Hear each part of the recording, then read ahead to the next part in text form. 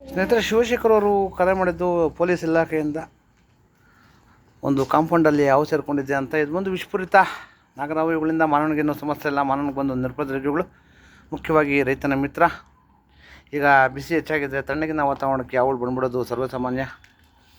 ಅದರಿಂದ ಸಾರ್ವಜನಿಕರು ಗಾಬರಿ ಬಿಡೋ ಅವಶ್ಯಕತೆ ಏನಿಲ್ಲ.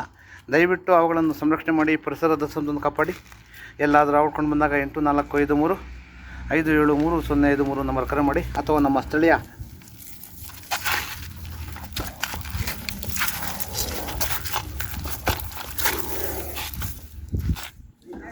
ಅಥವಾ ನಮ್ಮ ಬನ್ನಿ, ಒಂದು ನಿಮಿಷ ತಗೊಳ್ಳಿ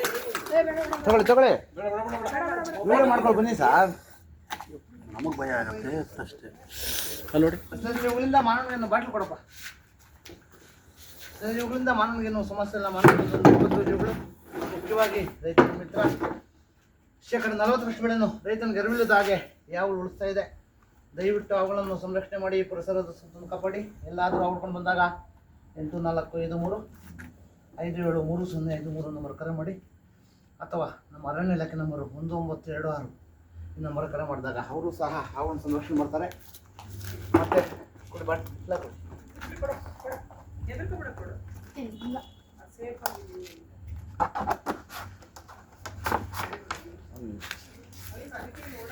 ಈಗ ಬಿಸಿ ಹೆಚ್ಚಾಗಿದೆ, ತಣ್ಣಗಿನ ವಾತಾವರಣ.